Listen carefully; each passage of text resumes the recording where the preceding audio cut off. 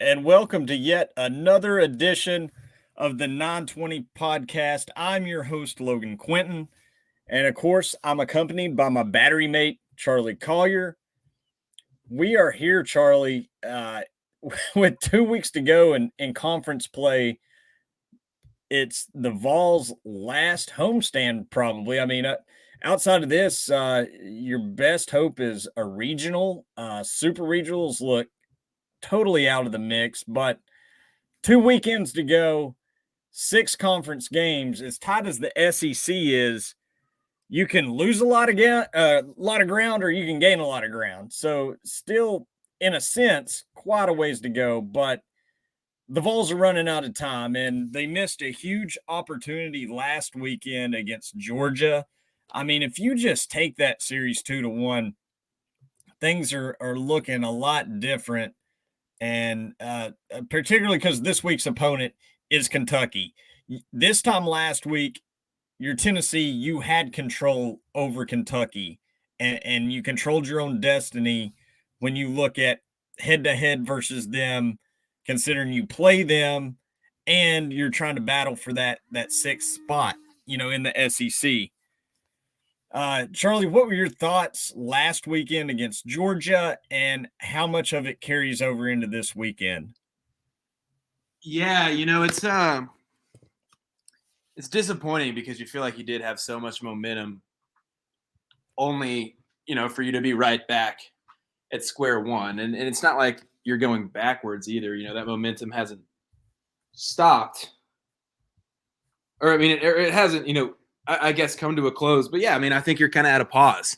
I think you're kind of at a fork road in your season. You'd won 8 straight, and you felt like you'd found your groove again. You felt like you were stepping into the team we knew that you could become. And now here you are. You can either answer the call again against Kentucky this weekend, or dive into a world of the unknown for the final weekend of the year, and then the SEC tournament and the NCAA tournament. But it's hard to make sense of this team's road struggles. It doesn't make a lot of sense. It's sure Lindsey Nelson is a hitter's ballpark, but it's not like Folly Field had some crazy home field advantage. It's not like there was some raucous crowd or some sort of environmental factor. At the end of the day, it's the same sport and the same players. It's kind of an enigma with his team. Yeah, and that's the road struggles. It's not like you would have improved your record a great deal by, winning the series down in Athens and then potentially winning the series in Columbia, but it just would have painted so much of a different picture that I feel like the committee would be like, okay, yeah, the road record's not great, but they gained some ground there towards the end. What we saw with the winning streak and a couple of the changes that the team has made, it would have, a couple more road wins really would have changed the narrative, I believe. Don't you think, in terms of the committee's eyes and this team's chances of trying to host a super?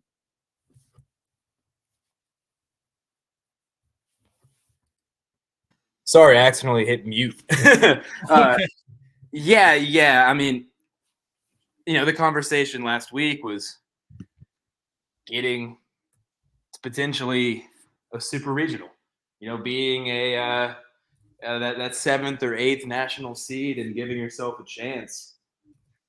And now you're right back into just fighting to hopefully just host a regional instead. You're trying to get to that 16 win mark. Obviously, 12 wins now, that's very attainable. You can either get 2-2 or 3-1. I think Tennessee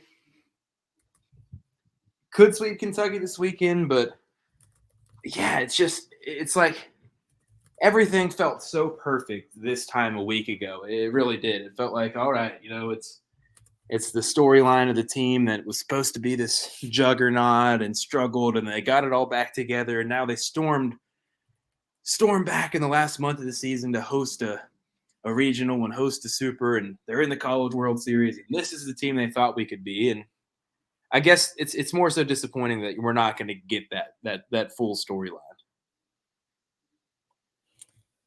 Yeah, it'll be interesting to see what transpires in the next couple of weeks. At least you have Kentucky at home. South Carolina, that all of a sudden they're looking like a totally different team. Um, getting swept last week, and man, they're it really feels like they're plummeting. We'll find more about them, this weekend and the next. But all of a sudden, that series is looking more winnable, albeit it's at Founders, that it's not ideal to try to go there. We talked about it a couple of weeks ago.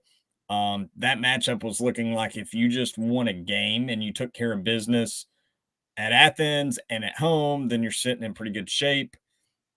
Then it's going to be a real interesting couple of weeks here. 6 games, Kentucky and South Carolina. We'll see what the Vols can do. But we'll start off, Charlie, diving into this week's weekend rotation, brought to you by Crumble Cookies. And man, we've got some excellent choices this week. I've got the box right here. Man, I've got some live right here, Charlie. Man, what do we got? So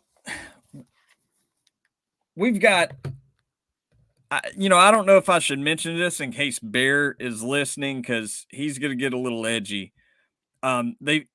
It's called Mom's Recipe. And so I asked about it. I'm like, okay, what's the one, what's Mom's Recipe? Because that sounds like something that I'm going to want. It's an oatmeal cookie packed with semi-sweet chocolate, toffee, and peanut butter chips, all sprinkled with a dash of sea salt. So it's a loaded oatmeal cookie. That's my pick of the week. They've also got a hazelnut mudslide cookie that looks pretty good. Raspberry butter cake, lemon cheesecake, and then you've got the old reliable milk chocolate chip. But yeah, this cookie right here, it's like as big as my face almost. The oatmeal Mom's Recipe. That's my pick of the week right there. I don't know whose Mom's Recipe that is, first of all. I think my mom was just sticking with the chocolate chip, but man, that does sound delicious. Hazelnut mudslide catches my attention. I don't know what that would taste like, but I like hazelnut creamer in my coffee, so that would pretty good. I think I might just stick with the chocolate chip this week, though. Can't go wrong with classic chocolate chip. And the lemon cheesecake, that's my underdog pick. That's the one that you get a little taste of summer in that thing. I think it pairs well with the weather right now. And I love cheesecake, man. You can't go wrong with a good cheesecake, and they always do those cookies right, all the variations, and they've come out with a ton of cheesecake flavors. I'm anxious to try the lemon. Speaking of lemons, man, there's a lot to be sour about after the Athens series last weekend. The pitching, let's look at it. The weekend rotation, Vols versus Cats. It's going to be the same old for the Vols. What's worked for them the past few weeks with Lindsey, Doe, and Beam in that order. For the Wildcats, they put it out yesterday. It's going to be Travis Smith.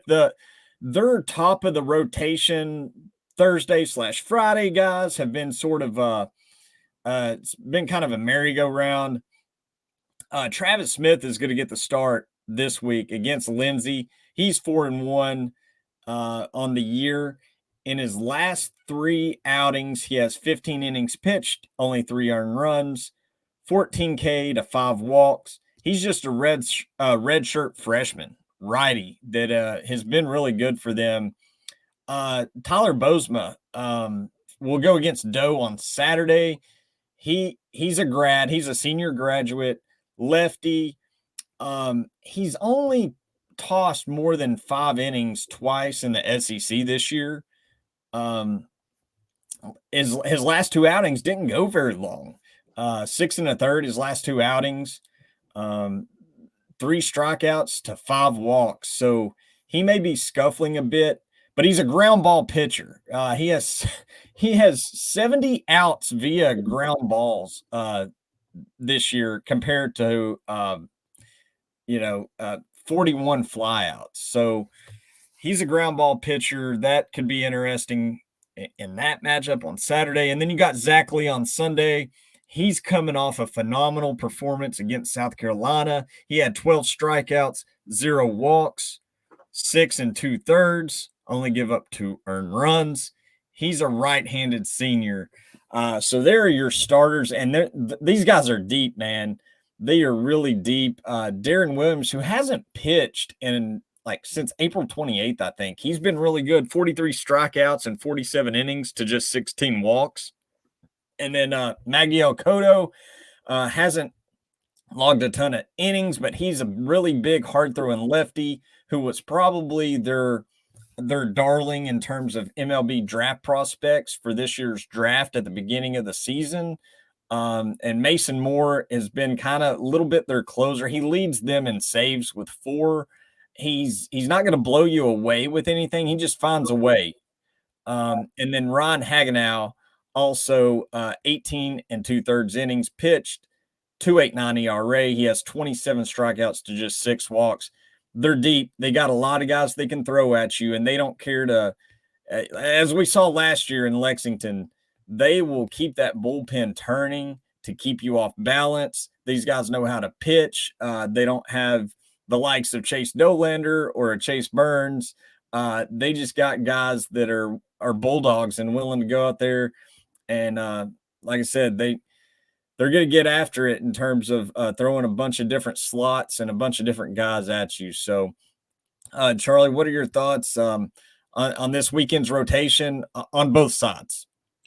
Well, Kentucky going to throw a lot of arms at you, and that pitching is held up this year, man. There's a lot of versatility there, and you kind of brought it up, ground ball pitcher. It seems like Kentucky does pitch to contact some and tries to get that soft contact some, puts the defense in the right spot. The two biggest things I'm watching with this rotation, it's Andrew Lindsey bouncing back.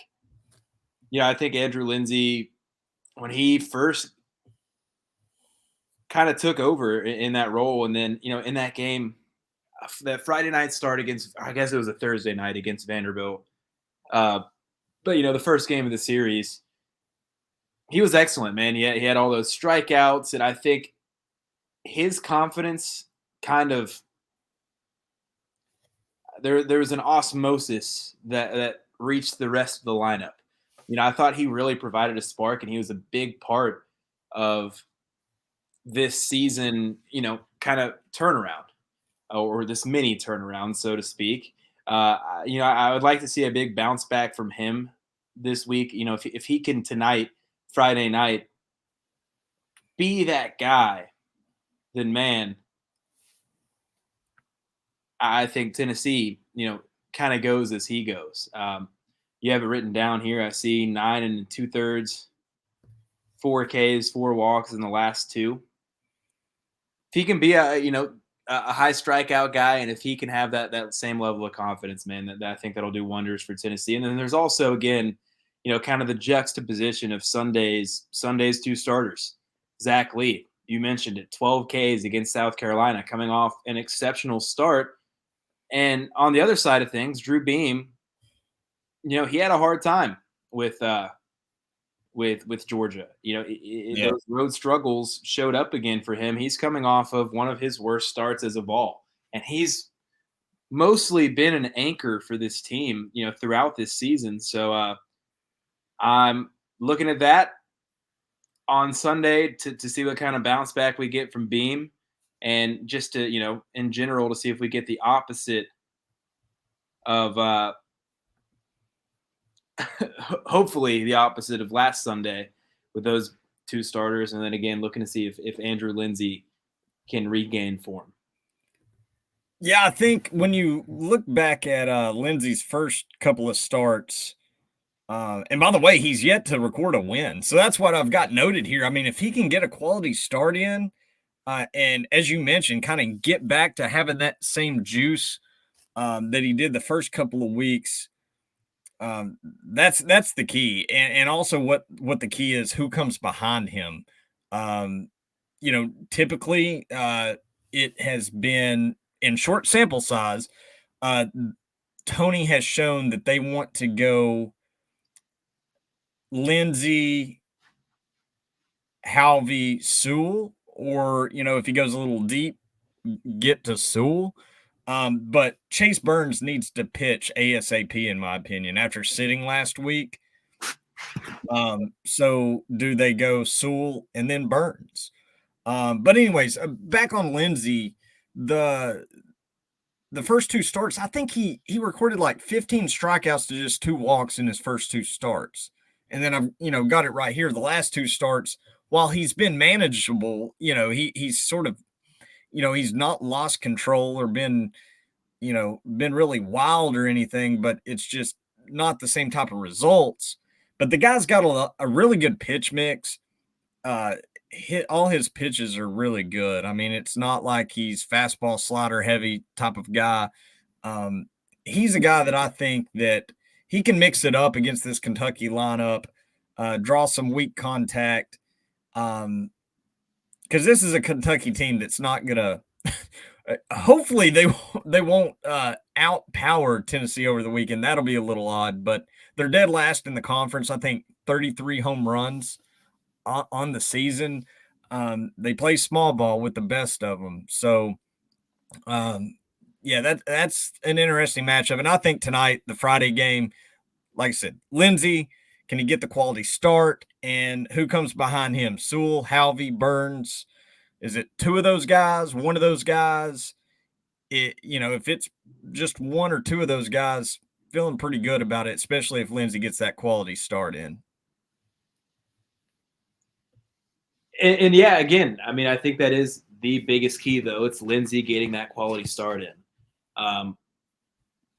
It's a tone setter. It's a tone setter for Tennessee. It's a tone setter for what your bullpen usage is going to look like the rest of the series. And you just mentioned what Tony's plan could be for Tennessee. I mean, you're blessed with a wealth of options, but it's a tone setter, I think, for this pitching staff, for this team, for everything, for the series. If Andrew Lindsey comes out and gives you 6 or 7 innings and gives up, a couple of runs and strikes out 7 guys, then I think you're looking at a Tennessee sweep. But if Andrew Lindsey, battles through 5 1/3 and gives up, 3 walks and strikes out 4 guys and gives up, 4 runs, we're in for a full 3-day battle. It's really I just kind of keep coming back to it.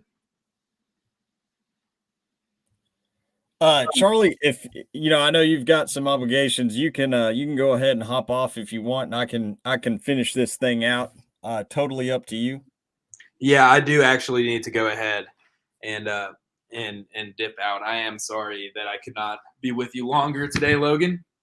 No, it's all good, man. I'm kind of glad that we didn't do it because every week our recording space is basically the same time that like the media availability is when they do that for the pre-series deal, and so we ended up getting some quotes and some names for the weekend rotation because it was a little muddy there to see who Kentucky was going to throw tonight, but nonetheless, I'll keep it going, man. And I think I'm going to bring in it looks like I've got Dan. I asked Dan if he could hop on.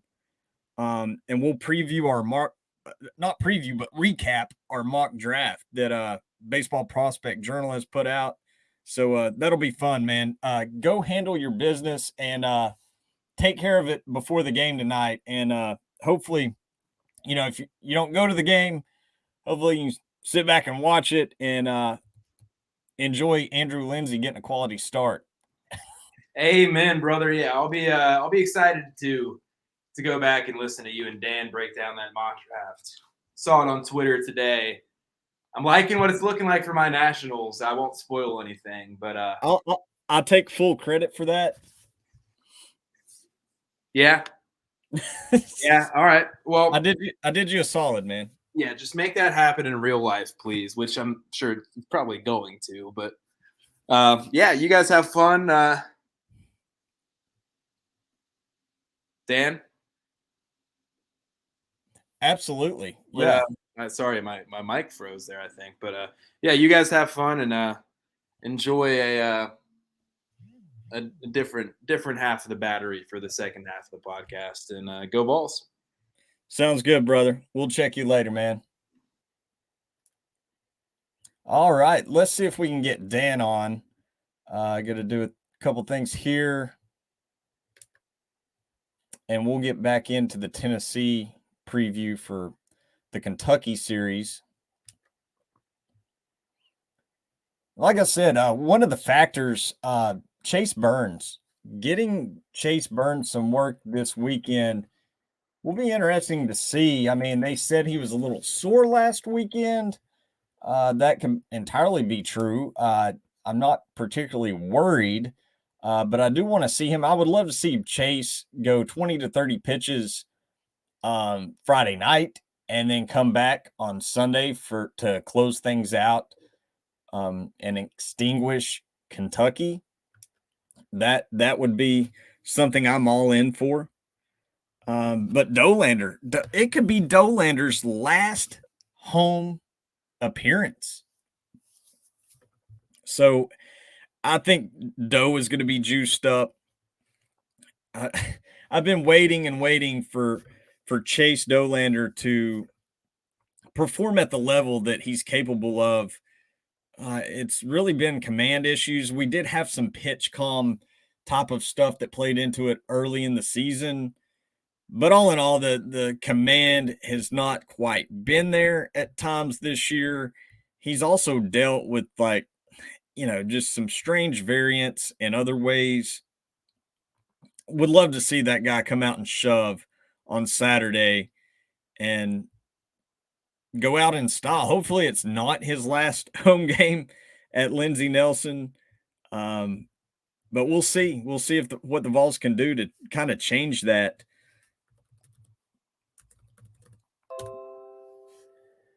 So let's see what we've got here. Okay, the notes I've got on Kentucky. Does Kentucky's small ball approach help or hurt the Vols' chances? Like I mentioned, Kentucky's last in the conference in home runs. They're also dead last in slugging and total bases. That's I can see where a team like this, it could be death by 1,000 paper cuts going up against the Vols. Especially when you consider the defense for Tennessee. Now, Tony V mentioned in his pre-series interview that they've leaned defense, and that's what they're going to continue to do in terms of making the lineup and some of those rotational spots in outfield, DH. So Christian Scott's going to be in there, Hunter Inslee in terms of the outfield. And then I think the other spot probably comes down to lefty-righty splits, either Griffin Marin, Dylan Dreiling. But you still got to, the way this Kentucky team plays, they still bases on you. They're really good on the base pass. They're going to challenge you and push the envelope. So the infield has got to be communicating at a high level. They have to be focused and disciplined. So I don't know. If Kentucky starts hitting home runs like crazy against the Vols this weekend, that's I don't know. I don't see them changing what they do or results changing to where they hit 8 or 9 homers on the weekend. So I think Kentucky's just going to play their game, much like we saw last year up in Lexington when the Vols lost that series. And, I was thinking going into this matchup this year that no way Kentucky is as good as they were last year. They lost a lot of guys that I was pretty fond of. They lost a couple of their top pitchers, um, a big slugger, and they became like transfer U over the offseason and seemed like a bunch of patchwork. But they have a really good pitching program. That's proven in the results that we've seen this year. Credit to Nick Mangione for having a program that it running that thing to where they're just not going to quit and lay down because they've been at the bottom over the past few years. And we saw what they did against Tennessee last year. We saw what they did in the tournament, the tournament in Hoover last year. And now they are RPI darlings, number one in RPI. They're a top 25 team. If they take care of business and get us a road series victory against the Vols this weekend, man, it's they could be looking at not only hosting a regional, but potentially hosting a super regional as well. They've got Florida coming up after the Vols. So still a lot of jockeying in the SEC when you think about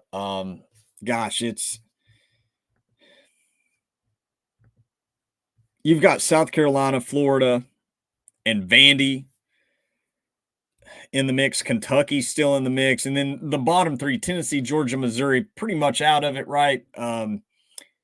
Tennessee pretty much killed their chances of climbing the ladder in a significant way last weekend, but technically Kentucky's still alive because Florida and Vandy play each other this weekend.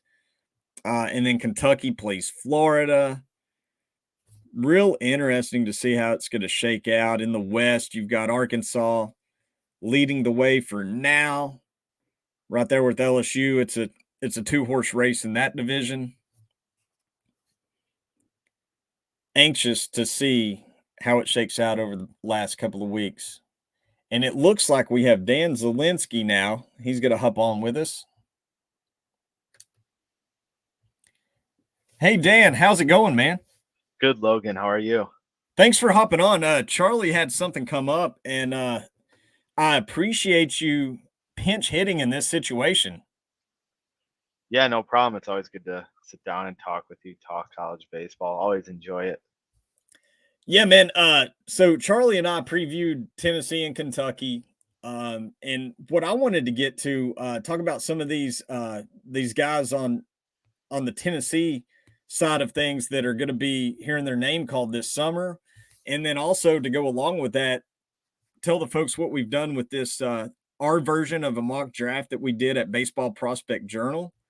So let's start off with that, Dan. This was your idea. I give you all the credit. I was a little nervous about doing it, but once I dove into it, I think I'm addicted now. Yeah, I mean, I thought it was a lot of fun. We always see mock drafts in the aspect of what what is what will a team do, and kind of got this idea of, well, why don't Logan and I do a draft? We've both watched a lot of these guys. Logan obviously seen SEC talent on a regular basis. Why don't we put a mock draft together of who we like, and if we were those decision makers, who would we take? And I think it turned out well. It was fun to do, and again, anytime we're talking draft, I get excited. So Yeah, we had no surprise at the top. Dylan Cruz going number one.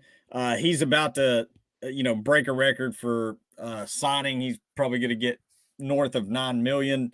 And then took Paul Skeens to the Nationals at number two. Wyatt Langford, number three. Pretty much, Dan. I mean, I think you'll probably agree with me. See if you see anything different. But really, the top seven to me is the top seven. It's just a matter of what order, especially when you're looking at like 3 through 7. Do you see it kind of like that? yeah, for the most part, I agree with that. Looking back on it now, I think when talking to scouts and talent evaluators, Cruz, Skeens, Langford, and then the prep guys, Max Clark and Walker Jenkins, might be kind of the top 5 guys, and then you have Dolander, Jacob Gonzalez, and a few others kind of right after that. I personally like Chase Dolander a lot. We've talked about him on your podcast, my podcast, wherever. So, yeah, but I agree. The top 7 or so are pretty solidified, top 8. And I think after that, it kind of comes down to preference. Who do you really like? And I think that's when, come July, we're going to see a lot of I don't want to say confusion, but when it comes to mock drafts, it's going to be hard to predict because I think teams could go in a variety of different ways after the top 7 or so picks. Yeah, 100%. And we've got a lot of shortstops going. We took 4 shortstops Yeah. in a row, and 2 of them were the prep guys. Because I think obviously Gonzalez, Wilson are going to go first, and then after that, I think it's going to create a domino effect because it's going to be a shortstop heavy first round. From what we're hearing, probably going to see like 6 or 7 shortstops go in the first round. And yeah, once you get to that point, I mean, I I don't know. Like we've got Hurston Waldrop in terms of the college level pitchers. He's going 13 to the Cubs. I don't know if there's going to be a Cade Horton in this draft that's going to get a lot of helium and all of a sudden just jump into that mid first round mix out of nowhere. But my favorite pick, and of course I picked my for my Atlanta Braves, right?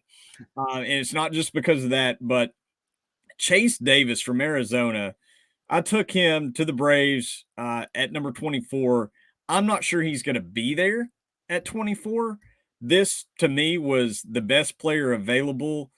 It would be off the beaten path for the Braves to do this and make that selection because historically over the past few years, it's like they take the same guy. It's they look for the same thing in terms of pitching from the prep level and then from the college level. When you think about guys like Jared Schuster and Bryce Elder and the like, but I would get really excited over that.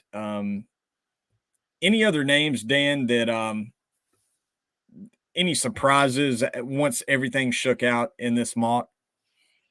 I think I don't know if this is a surprise, but once you get into the 2021 range, 22 more where the Mariners were, I think it was really tough to predict, especially who you were going to take, and also just kind of figuring out who do I like a little bit more than the other because, like you said, Chase Davis easily could have gone top 15, top 20, and he was still available. Walker Martin is a guy that's has some helium. He's a prep shortstop from Colorado. So I think just again, like we talked about, just how this draft plays out with so many guys equal to one another, I think that's gonna be something to watch. And I still think like Tommy Troy and Matt Shaw, college shortstops, Troy from Stanford, Matt Shaw from Maryland, I think they could find their way in the top 10 later in the kind of top 10 of those picks. But once, like you said, once guys kind of get selected and a position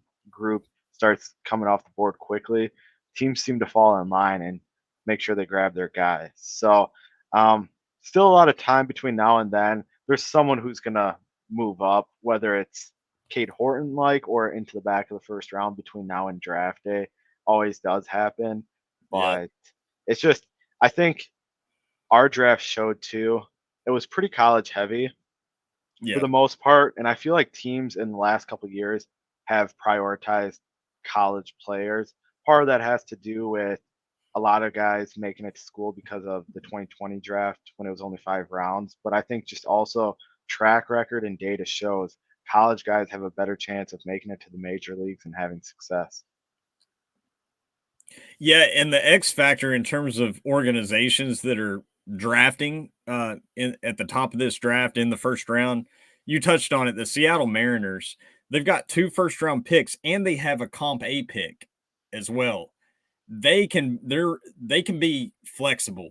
That I think this first round is going to be predicated a lot of what they do And that's like evident in my like I took George Lombard, the prep shortstop for the Mariners. I think that let's see, and then Jerome Watts Brown, the righty from Oklahoma State at the last pick for the Mariners of that round.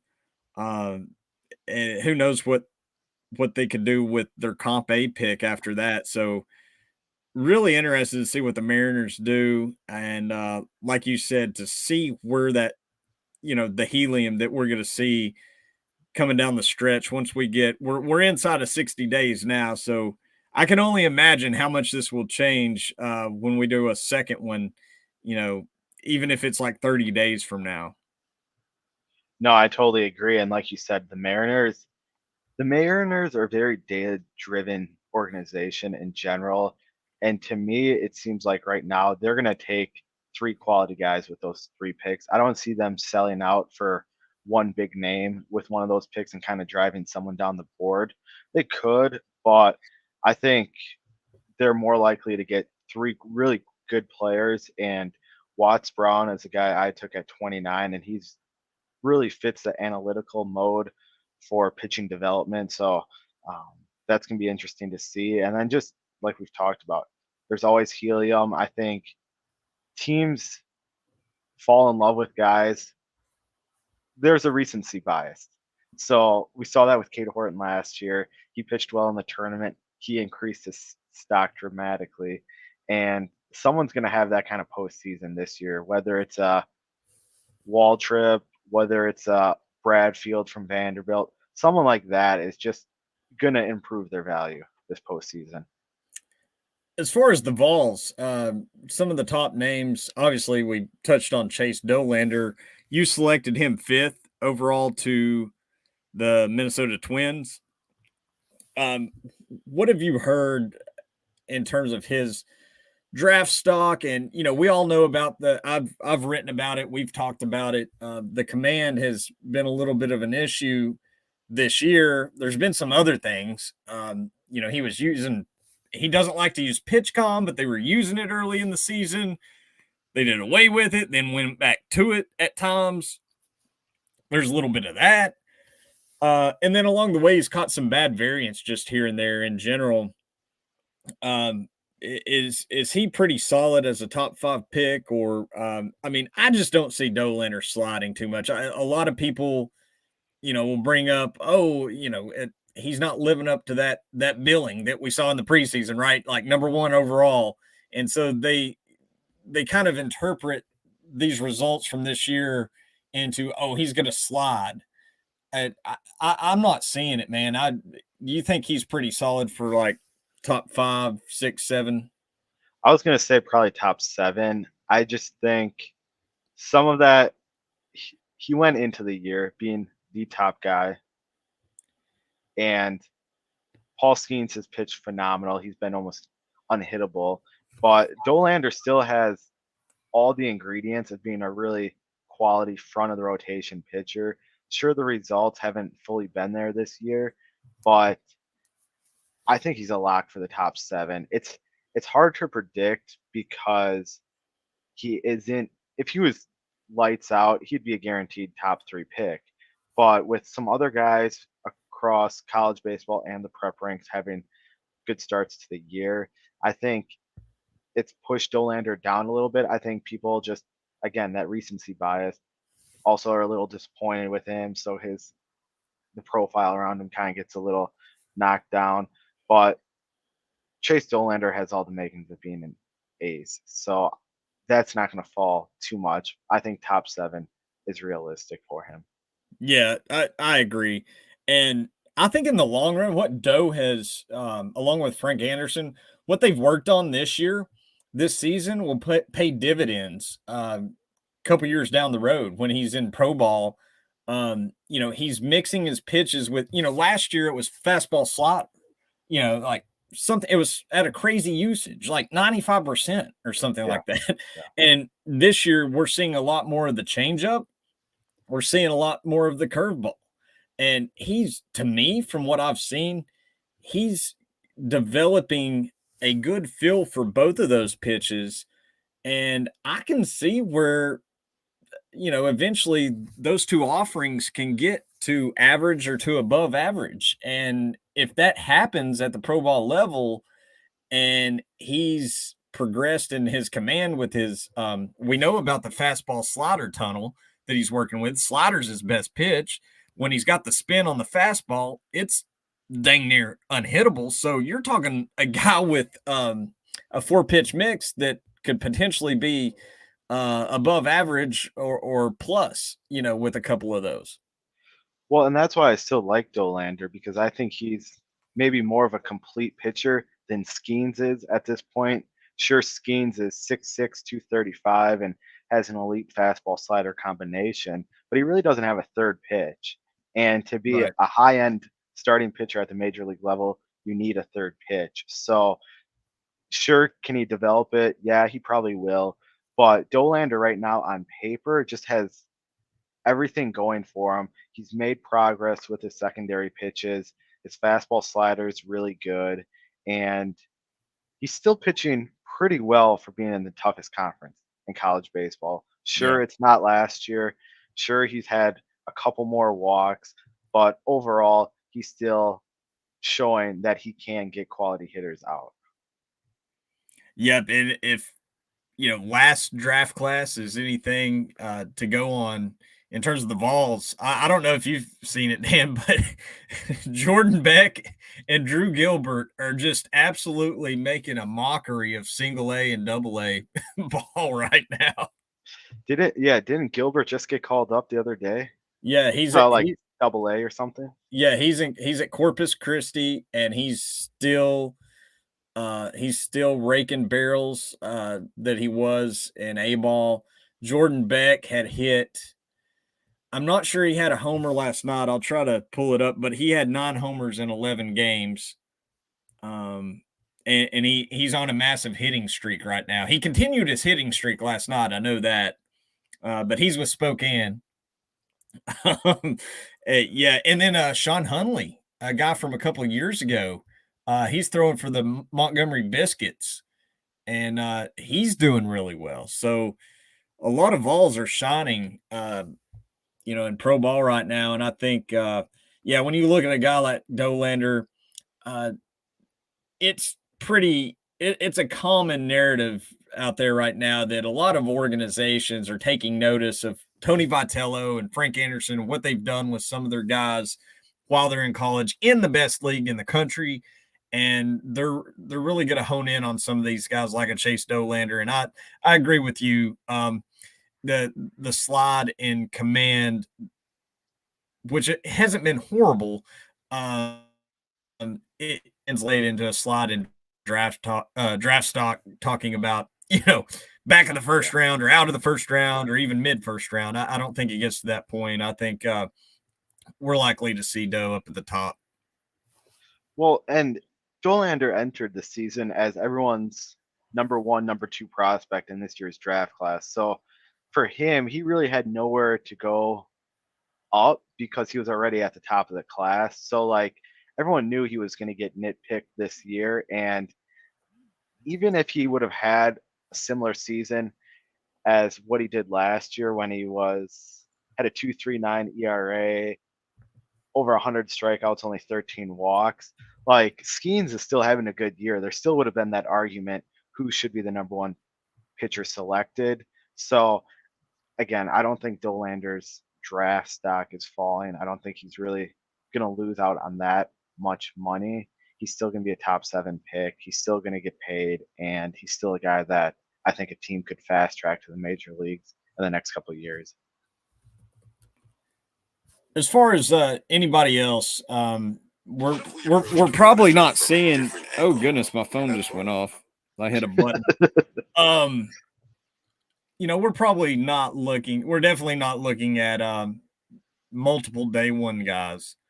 I know there was a chance for that last year with Gilbert and Beck. Who else? Who are the next couple of Vols we're going to see taken this summer, you think?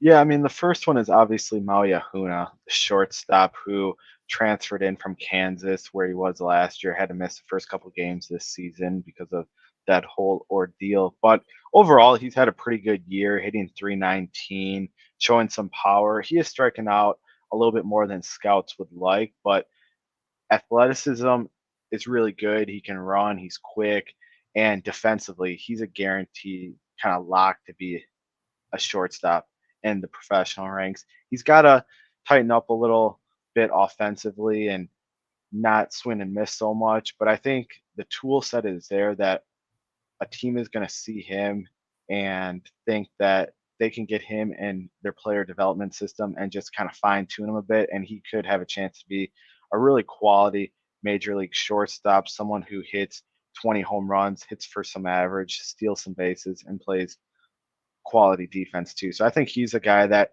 will go in the second round at this point. And then also Jared Dickey is a guy who teams really like. He'll be for sure a top 5 round guy, maybe a 3rd round pick. And he's someone throughout his career that has only gotten better. This year, his average is a little bit down. His strikeouts are a tad up. He only had 12 strikeouts last year, has 26 this year, which still is not a lot, but he's hitting for more power. He's driving more runs in. He's obviously had more of an opportunity too after last year, Tennessee losing some guys from last year's team. But he's a guy that is an offensive first player. I'll be curious to see where he gets put defensively in the professional ranks, if it's in the outfield, if it's at catcher. But regardless, he's an offensive first player who can hit for power and average and also isn't going to give up outs with swings and misses. Yeah, that Dickey's an interesting one for me because I just wonder. I do agree with you, but yeah, I'm just curious where I mean, he's probably going to end up in left field or an outfielder, right? But I think his Probably. versatility, being able to catch, that's going to help a little bit. The guy's banged up. I mean, he looks like a 40-year-old man trotting around out there, just trying to scoot over to the outfield, which is a testament to the way he plays the game and the way he puts his body on the line. So I really hate that, he's dealt with some of the injuries he has here, because if not for that, I feel like he could be a top 100 guy for sure. For sure. I think so too. And I think his versatility helps him, but he's not a gold glover. He's at best average at any defensive spot you put him. So some team a team's not going to not draft him because of his defense, but it's definitely not going to help him either. I think he obviously kind of got off to a slow start in his career at Yeah. Tennessee. He had an injury his junior year of high school, pandemic his senior year. Then he redshirted his freshman year, got in better shape, and then last year was really kind of his first year playing. So he's shown some encouraging signs. Like you said, he's battled through injuries, so he's going to be a top, I think probably top 50 pick, 150 pick, top 5 round guy, and either way, it's going to be good money for him. Yeah, without a doubt. Another guy we can touch on it real quick, and we can let you go. Aaron Combs. He's the guy that all of a sudden is going to be one of the top Vols drafted, I think. What do you know about him? And obviously his role, he's not projecting in any way as like a starter or back end rotation guy, but like a specific weapon out of the bullpen as a righty. Um, where do you see his name being called? Yeah, I think after the top 3 Tennessee guys, it's going to be interesting to see who else gets drafted and where. There's bound to be more guys selected. I just don't see Yeah, anyone being top 5 round, maybe top 10 round. It always gets interesting after the first 5 rounds because teams are kind of juggling the money aspect. But yeah, Aaron Combs, I mean, he's got good size. He's got experience pitching against quality hitters, whether that was at Tennessee, College of Central Florida, that's quality junior college program, and then he was at IMG before that. So he's someone that teams have been familiar with coming out of high school when he was a top 400 player, really well regarded in the state of Florida out of high school. So he's definitely going to get looks and probably drafted. I just don't think it's going to be like some crazy high spot either. Yeah, you're probably looking at what, like 7 to 9 range in Yeah. terms of rounds. Yeah. And that's historically, if you look back, Will Mabry, Matt McLaughlin, they were bullpen weapons for the Vols last year that went in that range. And then there's like Hunter Inslee. He could be a 5 to 7 round guy. He's worked himself into. I didn't think that a couple months ago, but he's worked himself into that range. That's kind of, that he fits the profile for a college guy. What he brings to the table fits the mold for what teams are looking for in that 5 to 7 round range. I would hate to see it. Selfishly, I want him back on Rocky Top next year.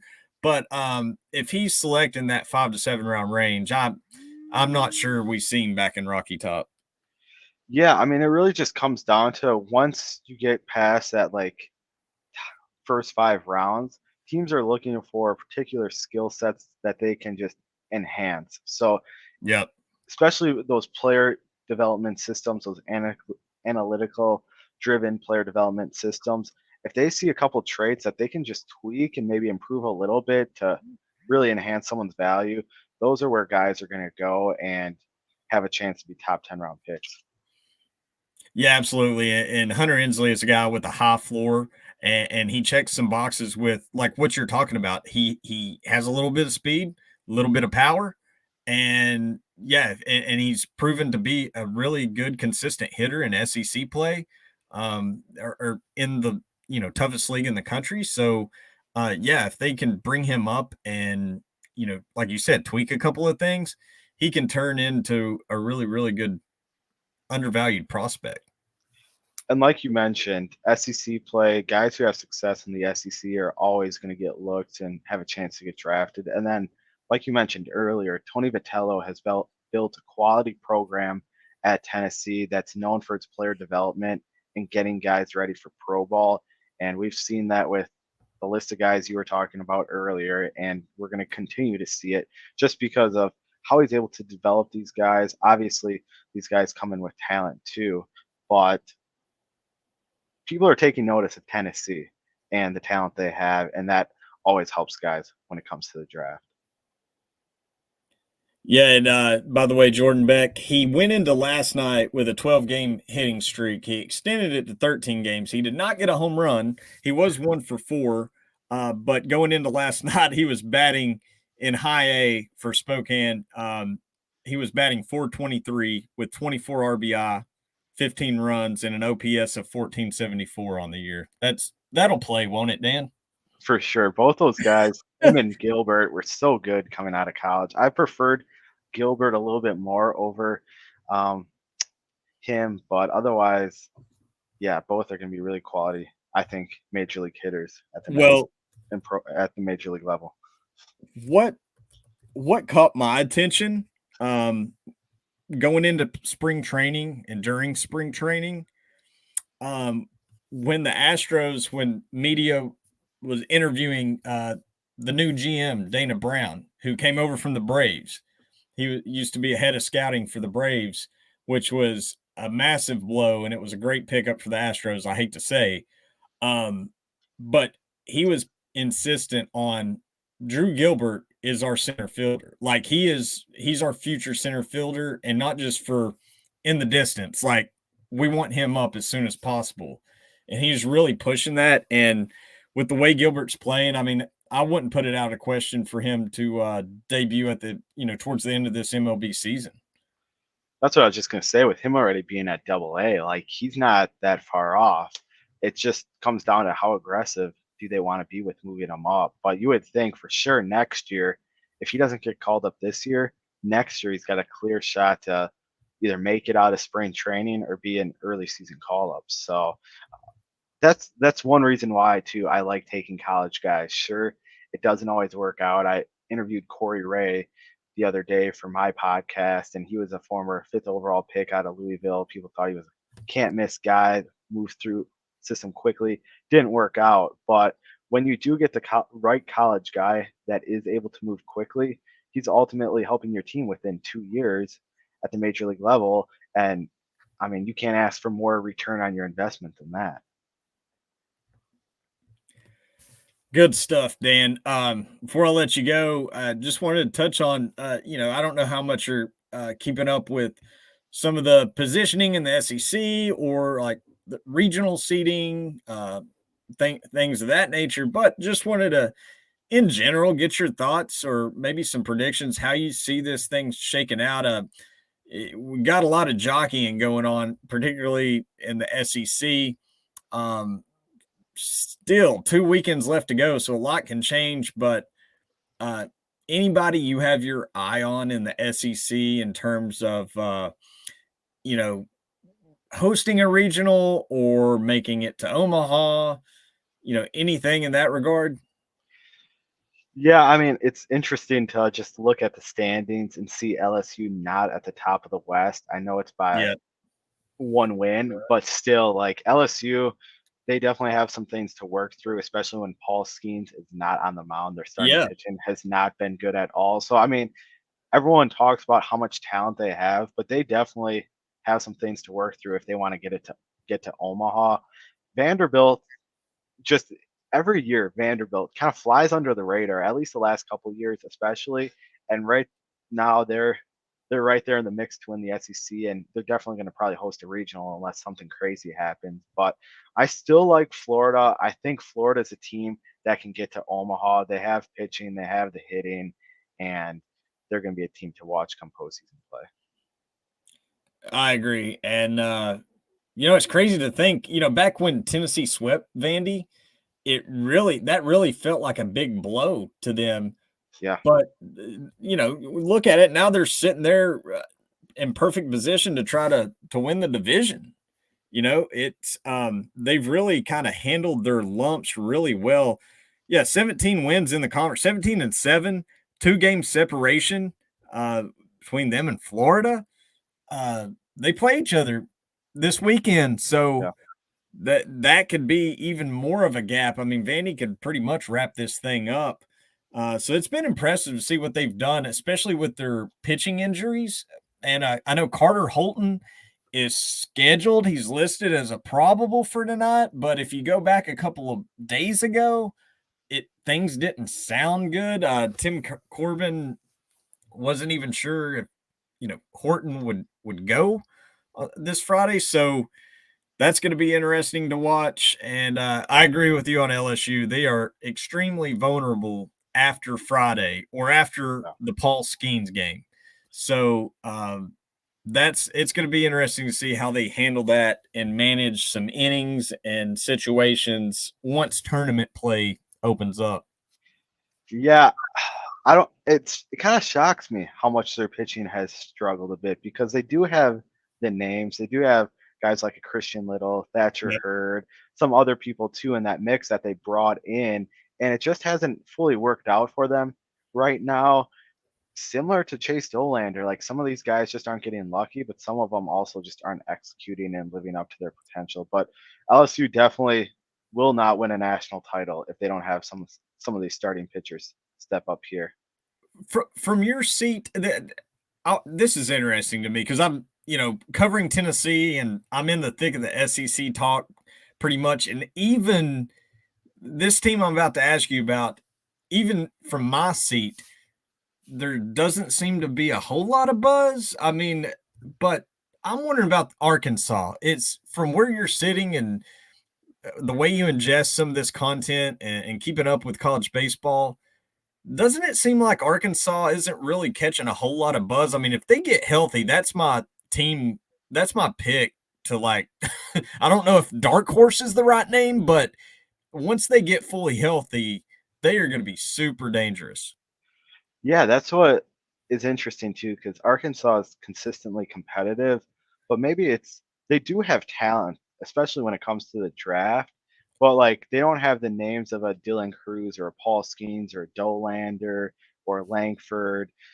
So maybe that's why they fly under the radar. But whether it's pitching, offense, they kind of got a complete team Holland's been really good on the mound and their offense, whether it's some of their bigger names or even guys like a Jared Wagner is someone who I covered when he was in high school, and he was killing the ball earlier this year. I haven't checked on his stats lately, but I know he was doing really well. So it's just interesting to see how some of these teams kind of have flown under the radar. I think part of it has to do with LSU, with them having been in ranked first for so long. Everyone just kind of assumed it was LSU and everyone then else in the SEC. But I agree, Arkansas is a team, and they're just so well coached with Dave Van Horn. So once they get into the postseason play, they're definitely a team that you can't count out at any point throughout the tournament, just because well coached, really a well-rounded team with talent all over the place.